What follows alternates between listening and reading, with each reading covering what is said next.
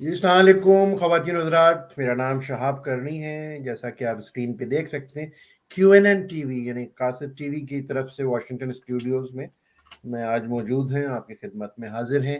میرے ساتھ ایک معتبر شخصیت واشنگٹن ایریا کی شاہد محمود صاحب موجود ہیں. ویلکم ٹو مائی اسٹوڈیو شاہد صاحب، کیسے ہیں آپ؟ جی ویلکم، تھینک یو، بہت اچھا، شکریہ. میں نے مختصراً جو ہے میں نے بڑے مختصر نوٹس پہ شاہد صاحب کو زحمت دی کسی وجہ سے، کیونکہ یہ تقریباً 40 سال سے امریکہ میں مقیم ہیں، اور اگر میں غالب مبالغہ نہیں کر رہا ہوں تو تقریباً سال میں 2 مرتبہ بڑی پابندی سے پاکستان وزٹ کرتے ہیں اپنے والدین کی وجہ سے اور دوسری مصروفیات کی وجہ سے over the period of years. اور شاہد صاحب کا تعلق کاروباری حلقے سے ہے امریکہ میں، تو یہ ابھی پرسوں ہی واپس آئے ہیں پاکستان سے. تو میری آج صبح ان سے گفتگو ہو رہی تھی، تو انہوں نے جو کچھ ایک واقعہ مجھے بتایا، میں اس کے اوپر آؤں گا. تو صرف میں یہ کہہ سکتا ہوں کہ آج کا ٹاپک ہم یہ کہہ سکتے ہیں کہ مملکت خداداد کے حالات بدلے نہیں بلکہ بد سے بدترین ہو چلے ہیں. شاہد صاحب، جو میں نے ابھی انٹرو میں کہا، آخری جو میں نے پنچ لائن تھی، آپ اس سے اتفاق کریں گے؟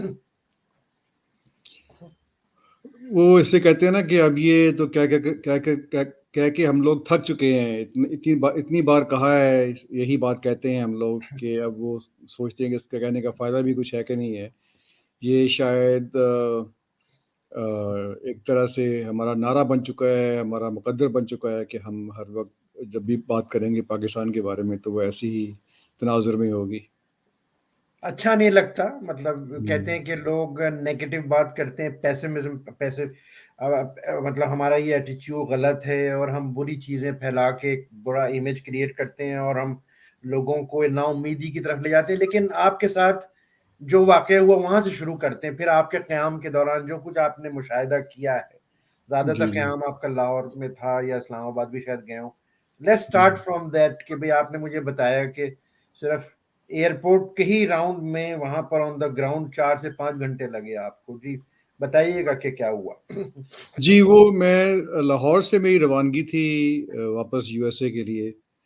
تو بلکہ یہ ایک دن نہیں، یہ میرے ساتھ 2 دفعہ یہ واقعہ ہوا ہے.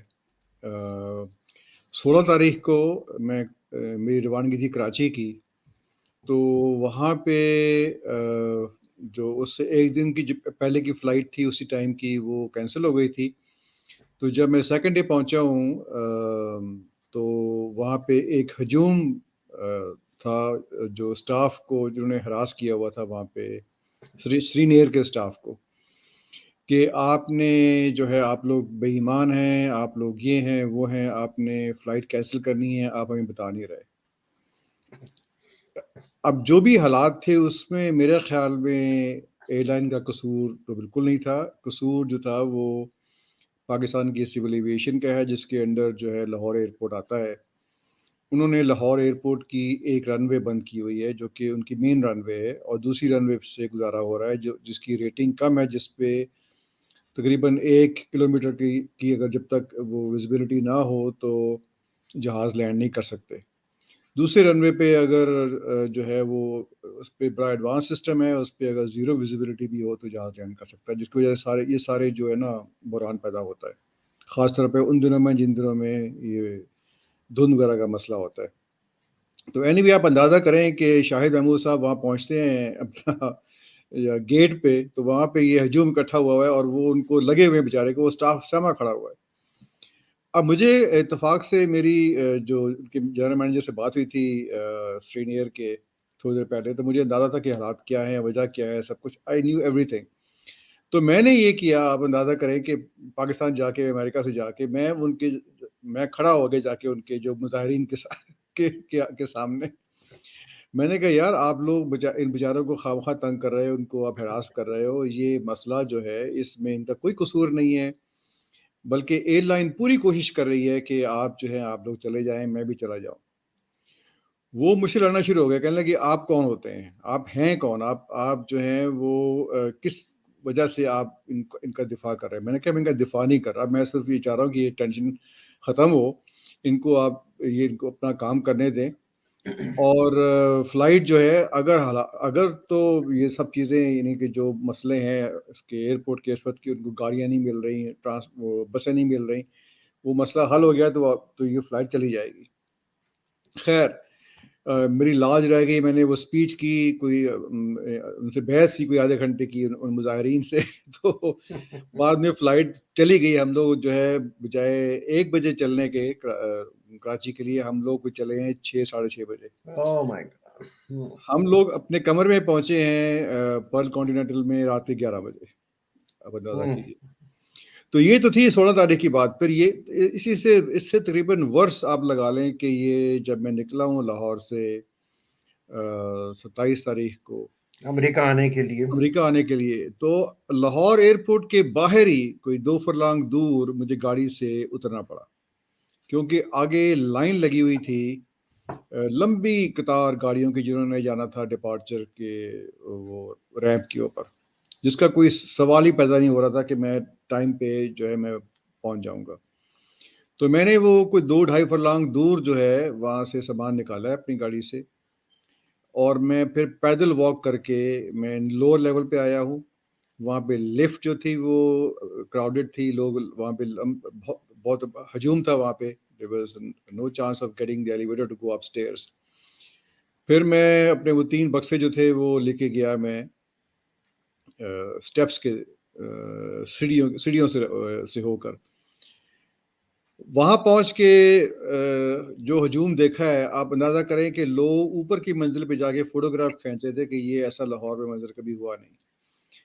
پورا ہال لوگوں سے بھرا ہوا تھا. آپ کسی بھی اسٹیپ سے گزر رہے ہو، سیکیورٹی کا اسٹیپ ہے جہاں پہ وہ سامان چیک کرتے ہیں، پھر وہ اس کا بورڈنگ کارڈ لینے کا یعنی چیک ان کرنے کا جو اسٹیپ ہے وہ، اور سب سے بڑا جو بلاک جو تھا وہ تھا امیگریشن پہ. وہاں پہ مجھے کم از کم 2 گھنٹے لگے ہیں. وہاں پہ سے وہ میرے خیال میں کوئی وہ 20 فٹ کی لائن ہوگی اس کو گزرنے کے لیے، اور وہاں پہ وہ 5-6 لائنیں تھیں. Any way by the time میں جب تک میں جہاز میں پہنچا ہوں تو وہاں ایئرپورٹ پہنچنے سے جہاز میں انٹر ہونے تک مجھے 4 سے 5 گھنٹے لگے. یہ ایئرپورٹ پہ اترنے سے وہاں تک یا گھر سے لے کے وہاں تک؟ نہیں گھر سے نہیں، ایئرپورٹ پہنچنے کے بعد. ہاں چلیں، یعنی یہ وہاں پہ لوگ تو آپس نقشہ میں سمجھ میں آ گیا شاید محمود صاحب، لیکن چلیں ہم اس کو کنیکٹ کرتے ہیں. آپ کیسے دیکھتے ہیں، کیونکہ آپ کا تعلق پاکستان میں ایئر فورس سے بھی رہا، پھر آپ کا امریکہ میں کارپوریٹ سیکٹر، پھر سال میں جیسے میں نے کہا تقریباً 2 مرتبہ آپ لوگ پوری فیملی جاتی رہی ہے پاکستان. ان جی سالوں میں یہ جو آپ کو ڈیکے نظر آ رہا ہے، اس کو آپ لوگوں کا بیہیویئر کہیں گے، پور گورننس کہیں گے، کیا ہے یہ؟ دیکھیں، ایک تو فنڈامنٹل چیز یہ ہے کہ پاکستان میں آبادی بہت تیزی سے بڑھ رہی ہے اور انفراسٹرکچر جو ہے وہ اس سے کیچ اپ نہیں کر پا رہا. پانی کم ہو رہا ہے، اپنا پولوشن بڑھ رہی ہے. ٹھیک ہے، حکومت بھی کچھ نہیں کر سکتی. یعنی دیکھیں نا، یہ تو سپلائی ڈیمانڈ کی بیسک بات ہے. مین یعنی فنڈامنٹل تو یہ ہے. اب لاہور ایئرپورٹ جو ہے اس کے آس پاس بڑی زمین ہے. ٹھیک ہے، یعنی یہ جگہ کا مسئلہ نہیں ہے، لیکن وہاں پہ اب مثلا وہاں پہ انٹر ہونے کے لیے پارکنگ لاٹ میں 4 جو ہیں لینز ہیں، 4 یا 3 لینز ہیں. اب جب 5-6 فلائٹس اکٹھی آ جائیں گی جنہوں نے جانا ہوگا، تو آپ اندازہ کر لیں کہ جو پھر گاڑیاں جو ہیں وہ جنہوں نے ویٹ کرنا ہے لائن میں، پھر ان کا کیا اشر ہوگا. تو ایک چیز تو یہ ہے کہ وہاں پہ ہم لوگ یہ کیٹ اینڈ ماؤس گیم چلتی رہے گی جب تک ایک وہ ہے کہ بھائی. اور میرے خیال میں یہ سب تیسری دنیا کے ممالک کا یہ بڑا مسئلہ ہے جن کی آبادی کنٹرول میں نہیں ہے.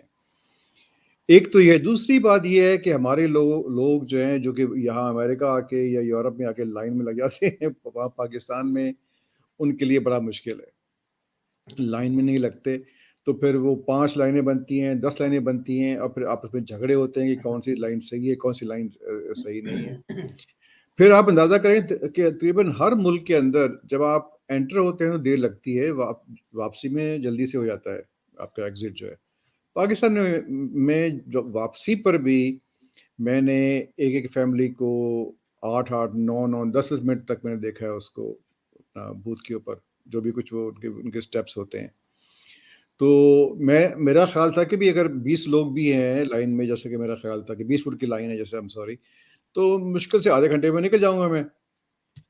لیکن جناب وہ اتنے آرام سے لائن چل رہی تھی، اتنے آرام سے لائن چل رہی تھی، میرے آئی تھنک لوگ ہی بے تاشا تھے.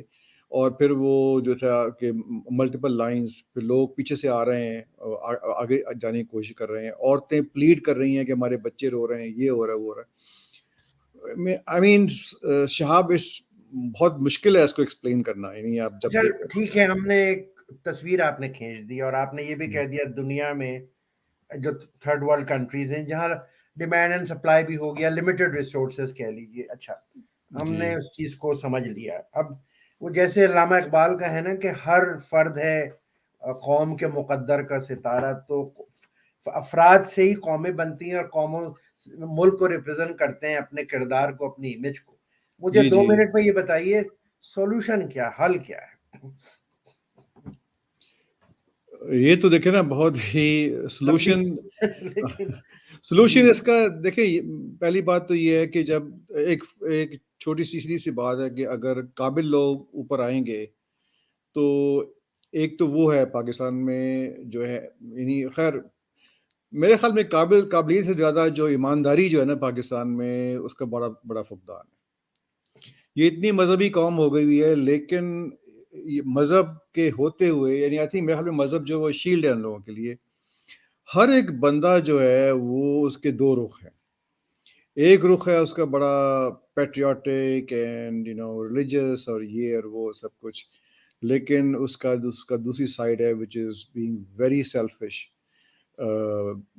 ویری، جسے آپ کہہ لیجیے کہ بہت ہی زیادہ سیلف سینٹرڈ کہہ لیجیے، کہ میرا مفاد اس میں کیا ہے، میں یہاں سے کہاں پہنچ سکتا ہوں. جھوٹ بولنا، دغا دینا، یعنی یہ سب چیزیں جو ہیں اس قدر ہیں، چاپلوسی کرنا. آئی مین اٹس انبلیویبل کہ وہاں پہ لوگ جو ہیں، وہ کوئی بندہ تھوڑا اوپر چلا جائے نا تو اس کے پیچھے ایسی اس کی عبادت ہوتی ہے جیسے پتہ نہیں وہ آسمان سے اترا ہے. تو مین آئی تھنک جیسے آپ نے کہا نا، یہ میرے خیال میں ہماری سب ڈی این اے میں چلا گیا ہے. ہاں ڈی این اے میں ہے، سب کانٹیننٹ کی ڈی این اے میں ہے یہ. چلے نہیں، شاہد محمود صاحب بہت شکریہ، آپ نے مختصر وقت میں مختصر سی تصویر کشی کی ہے.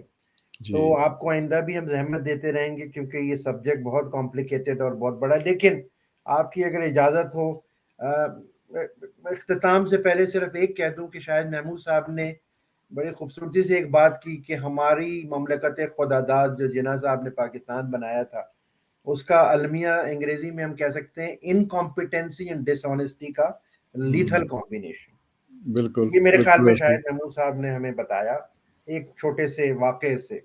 اور اس کا حل لوگ پوچھتے ہیں سولوشن کیا، آپ لوگ شکایت تو کرتے ہیں، بڑا سمپل سولوشن ہے. اس کورس کو ریورس کر دیجئے، مسئلے حل ہو جائیں. جی بالکل ایسا ہی ہے، بالکل ایسا ہی ہے، سمپل سولوشن ہے، ریورس دا کورس. ایبسولوٹلی. شاہد محمود صاحب بہت شکریہ آپ کا، thank you very much. Thank you صاحب.